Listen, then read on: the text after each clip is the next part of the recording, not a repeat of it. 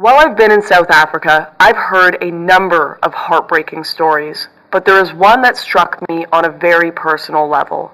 I met Janine on my journey through the Karoo, where I've been listening to some horrific accounts of murder, rape, and robbery.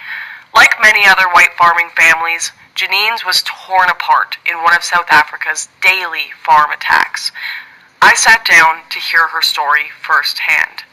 We are now third generation on this farm. Third generation. My grandfather farmed here until he died of a heart attack, and then my dad inherited this portion, and his brother inherited the top farm, which my dad eventually over the years bought back. So it's been in the family for more than 100 years. I grew up here. Myself and my 3 siblings grew up here. Went to school in Graafnet, which I'm sure you came through, and then went to study in Cape Town, and it was always our dream to come back, and it was always the intention to come back, not under these circumstances though. My dad was living alone, my mum was in an Alzheimer's home. Sorry, this is quite hard. Because we were so safe here, there was actually no handle on the back door. It was always open, and this security gate was right here, so my dad heard the knock on the door, opened the door, was shot in the stomach. Managed to get to the phone, phone mount. Said, I've been shot in the stomach, put the phone down, phoned our neighbour, and while he said to Jeremy, I've been shot, and while he was on the phone to Jeremy heard the shots. Just kept going, and there was one shot that ricocheted against that wall. All the time my dad's being shot, back, arms, legs, and my dad slumped over this chair, slumped forward over this chair, and he was shot in the back of the head here, just execution style. In the back of the head. So it was 8, they found 8 cartridges, but 6, he was shot 6 times. So this is where my dad died. He was killed. Okay. I know, for what, for what? He was a good man, he was an awesome man, and to shoot somebody 6 times, execution style. Gotta take a breather, please.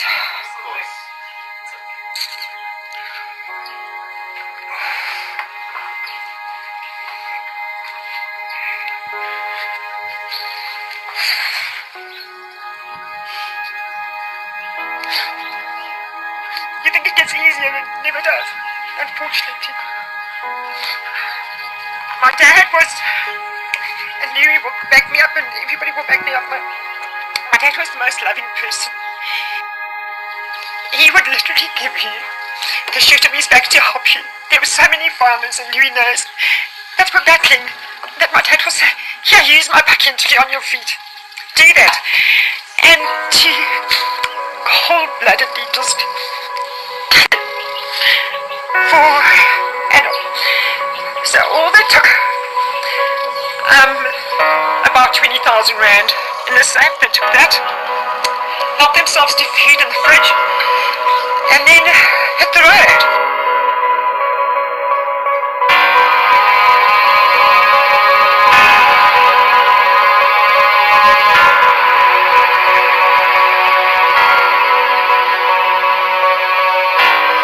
Janine's story is not especially remarkable, nor is it out of the ordinary. What is remarkable is her resilience.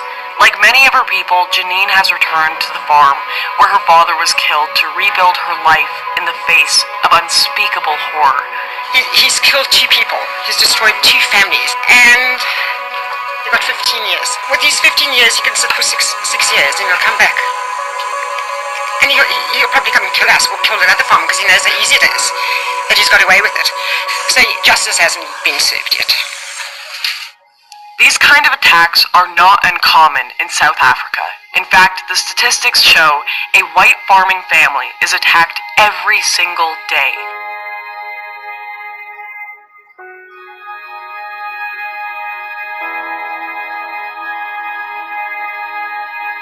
It's just getting worse and worse and worse. And they're targeting the vulnerable, the 65 plus. That's who they're targeting. And it is just going to get worse. And then the farmers are going to leave. They're going to have no choice but to leave. Are the government doing anything about this? No, nothing. The government have done nothing. I haven't heard from a government official, not once, not at all. No phone call, nothing.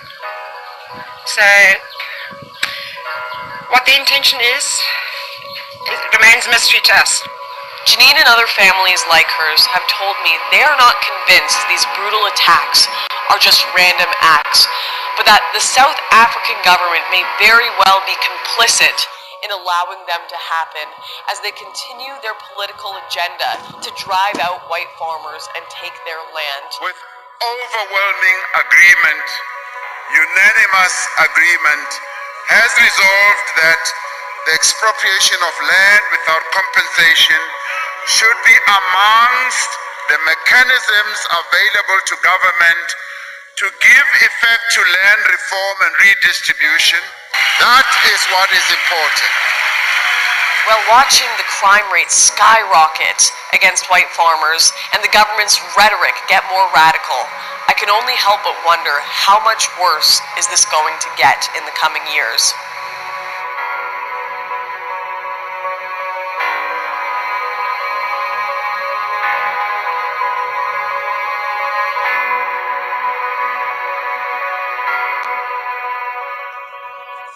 Ramaphosa also urged white South Africans not to leave their country, but to share their knowledge and experience after their land is taken. Hey guys, so I wanted to do this about what's going on in South Africa because I don't think many people in South Africa see what is going on. They are taking the farmland away from whites. Well, I don't care if they're whites, black, or whatever color they are, but I don't believe the South Africans see what is going on.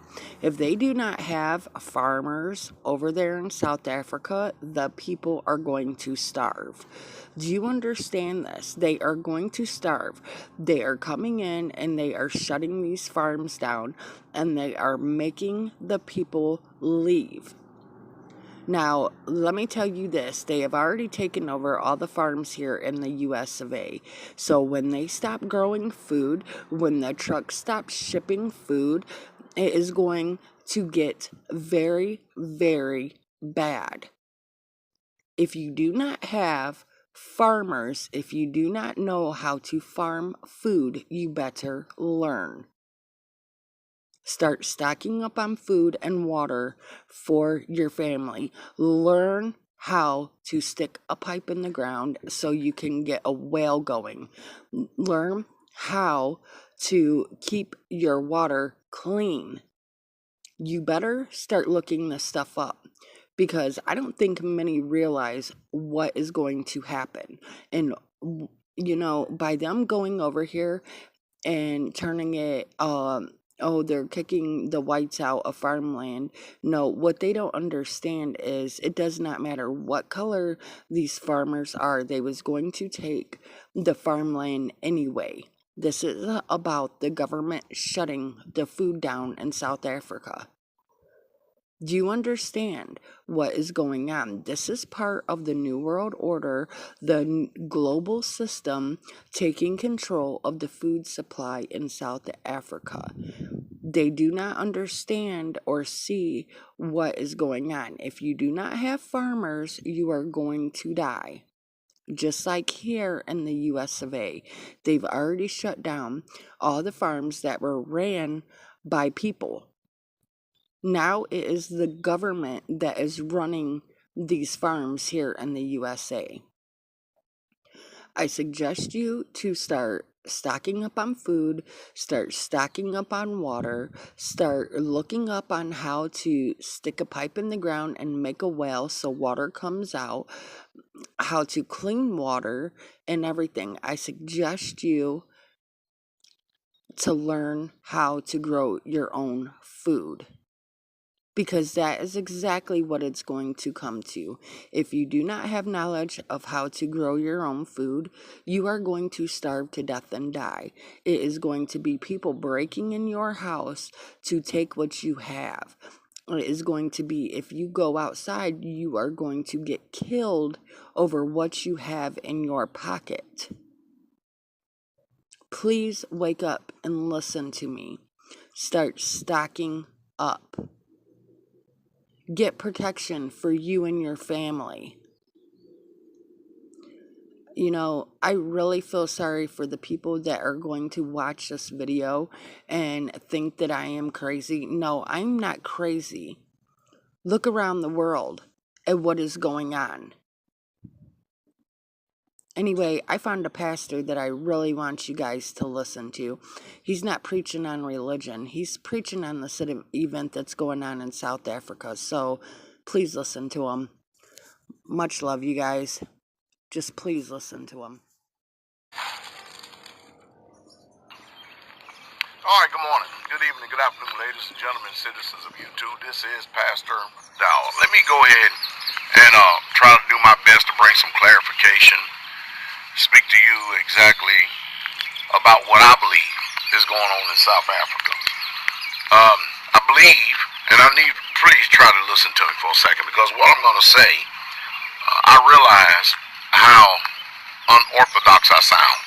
I realize that here in America is that whatever news the mainstream news media reports, and however they report it, you assume that it's truth. You even assume that it's truthful just because they interview someone. And it's utterly amazing what's going on in this world today.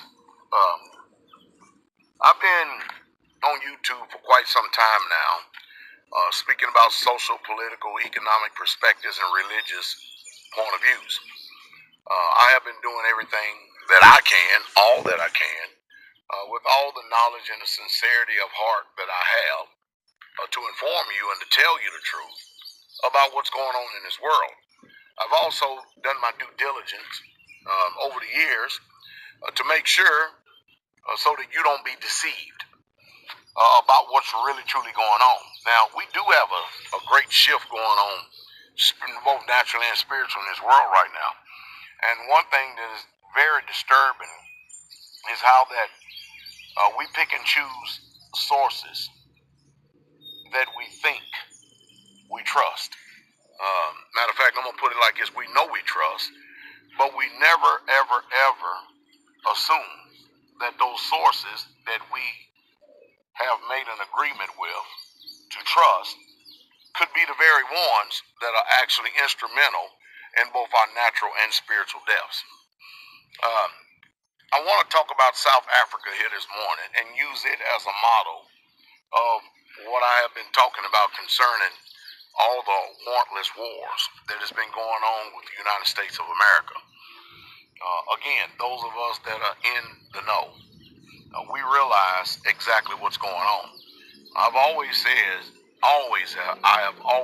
this is about resources. I also said that the New World Order is going to be using racism as a tool to try to stimulate some type of uprising and upheaval. And that most people are too blind to see it, because when their emotions run so high, and when emotions do run so high, people lose all reasoning, and it's hard to have any reasoning at all if you never even exercise any autonomy in the first place. The globalists are doing what they can to make sure that the world is in chaos. And of course, the motto is order out of chaos. I got something else I want to drop on you here real quick, and then we'll go back to South Africa. You remember how I used to hold up this little Zimbabwe $1 trillion note, and how myself and Jay Snip 4 and a few other people would show how people would just take wheelbarrows of Zimbabwe dollars and couldn't buy nothing with it, trillions of dollars worth, couldn't buy nothing in it because the economy is all bad. And we showed you how that it took 1/10 of an ounce of gold. That means people were actually panning in the creeks to get 1/10 ounce of gold years ago just in order to buy a loaf of bread. Well, guess what? We haven't heard this on CNBC.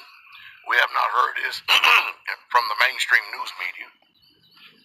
We have not heard this from any of the economic resources at all. But I just found out through sources that Zimbabwe, even though it's almost literally a ghost town right now, because the majority of the Zimbabweans have actually moved into South Africa. I've learned that now if you go to Zimbabwe, if you go to a bank, guess what currency you're going to receive if you do any exchanging of funds? The US dollar. My question is how did Zimbabwe, and I'm going to throw a funny in here for a second, become the 51st state? Think about that for a second. Leaders have been overthrown. Leaders have died. All of a sudden, does anybody remember Yasser Arafat?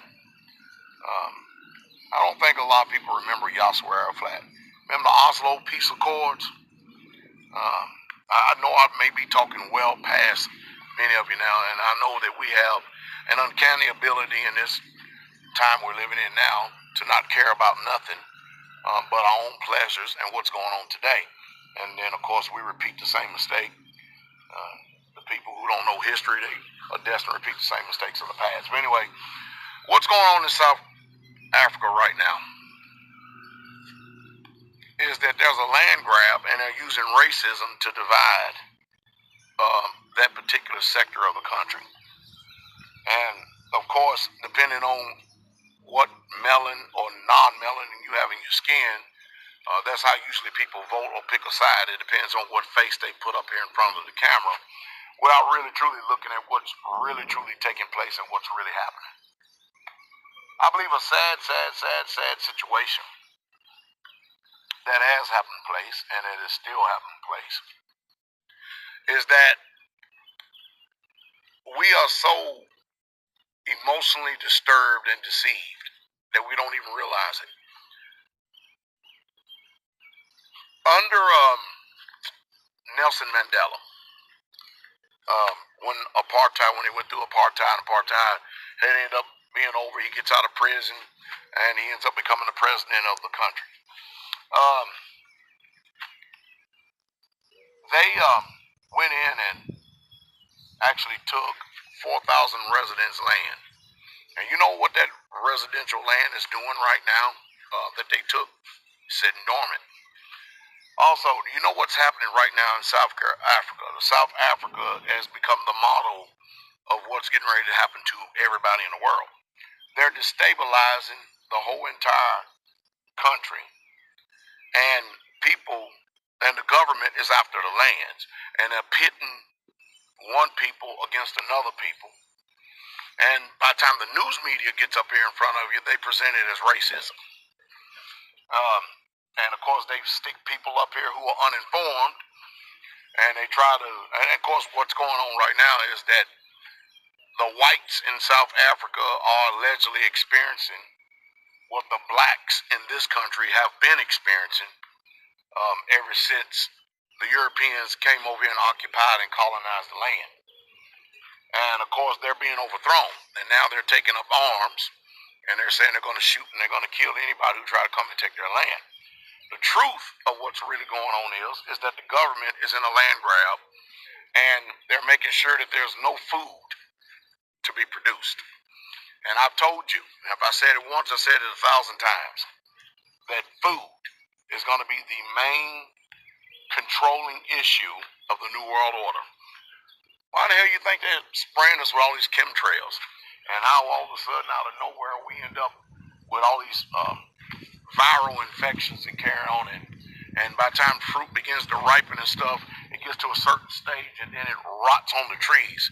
I mean, just here, straightway, we haven't seen a peach, a literal peach, to come to its complete ripeness. I know it's probably been 10 years. And I mean, if I don't know if you can see it, but right over there, we try to do what we can, and we're going to throw up another greenhouse because I think that growing food under plastic is going to be the safest way to actually be able to grow food, and not only growing food, but to be able to eat. Because if they can't get us through the chemicals the way that they're doing it, and by in the supermarkets, then they're going to do it through the air. They're doing it some way, somehow. But remember, there's a global agenda to reduce the population of the earth. And one way to do that is war. And of course, they're literally tearing the hell out of Iraq, Iran, Syria, Damascus, and all these other places. But let's get back over to South Africa before I digress. So now the country is being destabilized. Nobody's hardly producing any food. They're controlling everything by food. And what do you think they're going to use to control you? Land is freedom. Land gives you the ability to be able to produce with the labor of your hands, even if there wasn't any jobs out there, you would have the ability to be able to survive providing you know how to farm. And most of you trust so much in this system that you can't even fathom being able to go out and live 1 year when the economy crashes without going to the supermarket. And you know what? The system knows that too. And being passive and sitting by and doing nothing, not learning how to grow a bean or planting vegetables, rearing cattle, they've got you trusted so much in it that if the trucks stop running to those supermarkets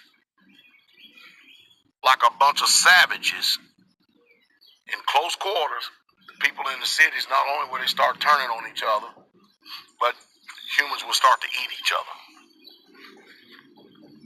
The world is in very, very serious trouble because the few little people that are running this world has got everybody in a system, a systematic system of trusting in selected leaders that you call elected. And they have everybody in such a state of passivity that nobody believes that things are actually going to get bad simply because you can go to a movie theater or you can drive a car and pull up and get some gas, or you can just walk into a supermarket and you can get your own food in that storehouse rather than in the old time storehouse, the cellar, or storing food for yourself. It's pretty bad when I can clearly see that things have gone from bad to worse and it's not getting any better. It's really bad when you can't see it and you can't make moves. And of course, they also control people through the fear of religion. And of course, religion has just done gone all the pots today. That's why I suggest you just have a personal relationship with the Most High and learn, because no matter what you do in life, you're going to have somebody to guide you, because we're not the sum of all wisdom of our own. I see America going the same way as Zimbabwe. I see it now. I see exactly what they're doing. They're destabilizing the country, turning people and pitting people against each other, just like I thought that they would. I don't think, and I have no confidence in whatsoever at all, that people are going to see it. I think they're going to fall for the agenda of the New World Order. And when it's all said and done, a lot of people are going to die. So for this purpose, that's why you need to be prepared. Because if people just can't see simple truths, like Sunday is not the Sabbath, never has been, never will be, the 7-day is. If they having a hard time just coming to the truth of believing that there's no such thing as Santa Claus. It used to be forbidden here in America. A rabbit don't lay eggs. Ain't no such thing as Easter. Jesus didn't rise on no Easter Sunday morning.